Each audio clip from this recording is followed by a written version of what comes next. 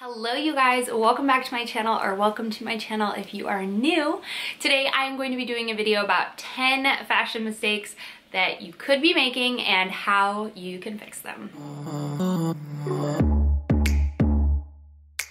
So when I was thinking of all of these things and basically just like mistakes that I have made in the past, currently I'm still making, and how to fix them, what sort of things you can do to fix them, I wanted to make a video about it because I figured if I'm having this issue, maybe some of y'all are having issues with this as well. I'm gonna go through 10 of the most probably common-ish sort of mistakes that you could make with fashion and how I have learned to overcome them, and I'm gonna share my tricks with you. All right, so let's go ahead and start with mistake number 1, which is shopping without purpose. I think we're all guilty of doing this, especially the way like social media is set up with just like everything, links, swipe ups, all the things. We can tend to shop without realizing if we actually need that in our wardrobe. And this is just a problem in so many different ways. But number one, and I think the biggest reason for me, is I end up with clothes in my wardrobe that I don't wear because those clothes did not fit with the clothes that I already know and love and represent my personal style. So you end up finding something and you like it, but then you either have to create a whole outfit around that, like you have to buy more pieces to create the outfit, versus finding pieces that you're lacking from your wardrobe, really spending time with your current wardrobe. What do you have? What do you need to bring that into the next season? Capsule wardrobes are obviously huge, and I know like when I really dug deep into my closet, I was already wearing a capsule wardrobe. And if you're curious to see what my summer one was, even though summer's almost over, I will link it down below, but I do have a fall one coming up soon. And that is how I've kind of changed my shopping habits and my fashion habits in general, is really looking at what I have, spending time with what I have, and then looking outside for pieces to add that already complement that. Now, if you're at the mall or you're at Target and you find something and you think it's cute, go ahead, bring it home. Save your receipt, obviously. Try it on with your clothes. Can you make outfits with it? Now, can you not just make one outfit? Can you make 3 to 4 outfits that make you feel good, comfortable? Where can you see yourself wearing these outfits? That is truly the test to see if this is something that's going to fit in your wardrobe, or was it an impulse buy? That leads me to number 2, which is not paying attention to how you feel when you're wearing just your basics. Those outfits that you think aren't very fun, they aren't anything special, they're your go-tos, like when you need to run out of the house, you grab that pair of shorts or that pair of jeans and that's hot. Not paying attention to how you feel in those basics, because those basic outfits are your personal style. Whether you think they are or not, it's a great way to build your personal style even more. So for me, for instance, I feel really comfortable in a t-shirt and jeans, t-shirt and shorts, whatever. That is just how I feel the most comfortable in. I'm not really a dress or a skirt girl, don't get me wrong. I like to add those into my wardrobe, they're fun, but that's not my core personal style. So from there, you can build on that though. So you can build on that shorts and t-shirt, and you can elevate your outfit by playing with different items. Maybe investing in different pieces or whatnot, but making sure you're paying attention to how you feel when you're in those basics. Like, what does that feel like? Does that feel comfortable? Do you feel, or maybe your go-to outfit doesn't make you feel comfortable, it doesn't make you feel confident, because there's a way to play with basics but also feel really good, really confident, really put together with those. So if you want to see a video on how I elevate my basic style, how you elevate outfits using basics, your must-haves, let me know in the comments down below. So I feel like making it a point to really ask, does this outfit make me feel comfortable, confident, whatever, or am I just wearing it because it's trendy or because it's easy? I think that's a huge fashion mistake that we all get wrapped into. Which leads me to mistake number 3, which is dressing like others or dressing to try to fit in. Now, this is a mistake that I've gotten caught up in so many times. I try to think, what is that person gonna wear when I go out? I'm even guilty when I just did a girls' weekend in Chicago recently. And this is the first trip that I just wore clothes that like I know make me feel good and feel confident. Why? Because I feel as though if I'm in something that makes me feel good, makes me feel confident, I'm not worried about this hanging out or that hanging out or having like imposter syndrome so you can't feel like who you actually are. There are totally ways to take your normal basic style. Let's say, for instance, for me, my friend actually made a comment. She's like, you used to like proclaim yourself as a as your fashion as toddler.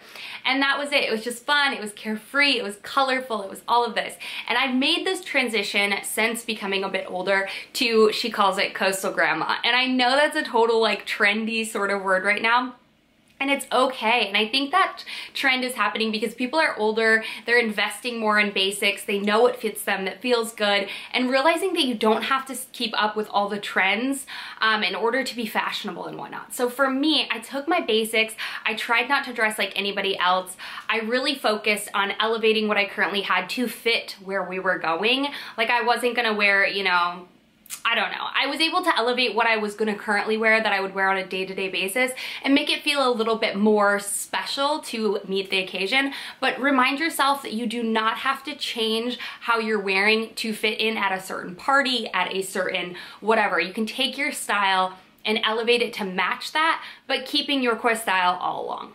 Okay, mistake number 4 is a common one that I see quite a bit, and it is not choosing the right undergarments for your outfit. So this is wearing bras with tank tops, not wearing strapless bras, finding bras that don't fit you correctly. That's a huge thing. I know as women, I think finding bras and shopping for bras is really hard, especially because most of us aren't going into stores anymore.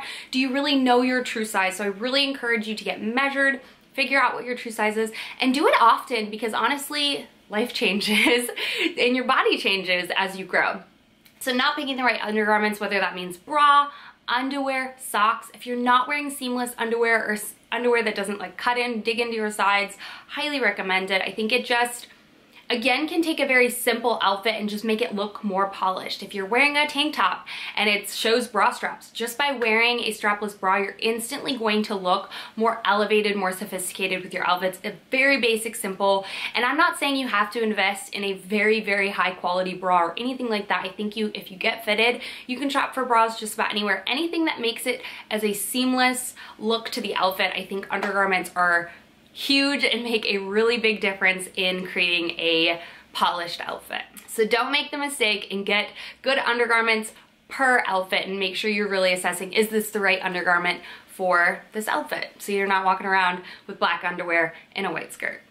Okay, mistake number 5 is not having balance in your outfit. For instance, wearing tight shirt with tight bottoms and really like slim shoes, or wearing really loose baggy on top and loose baggy on the bottom. You just can tell instantly when an outfit is not balanced, but I think it's also a very easy mistake to make. And some people, especially with trends, you can try, you know, the baggy top or baggy jean trend, but you're not matching it with the correct top, or vice versa. I know skinny jeans are quote unquote out, but I will never get rid of them. I think that they provide a lot of balance because I personally love a more looser fitting top.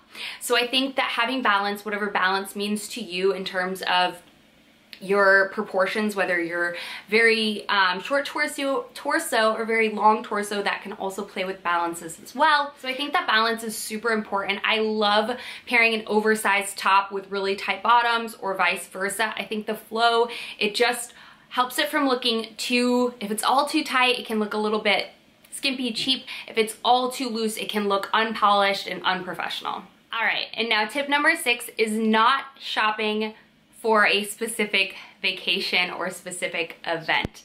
Now, I know I'm super guilty for this, and I know a lot of you probably are as well, but it will just lead you to having a lot of clothes in your closet that really aren't practical and are wasteful. Like you can elevate whatever you have and make it look more Mexico or more Bali or more city or whatever it is, but really looking in at your wardrobe. It's okay to add fun accessories now, like a purse to make it feel more beachy, totally okay, a pair of sunglasses, whatnot, because those are timeless and you can kind of mix and match. But for instance, having like specifically going to get an outfit like a couple of days before you're packing and you feel like you're scrambling and you don't have enough outfits, odds are you're not gonna feel that confident in that outfit because you picked it up last minute. I know for me, whenever I go even shopping on vacation, I find myself just picking up outfits that I'm like, oh, that'll look cute at such and such place. But it's like, that's not who you are, that's not your style. Odds are you're gonna be picking something based off of what you think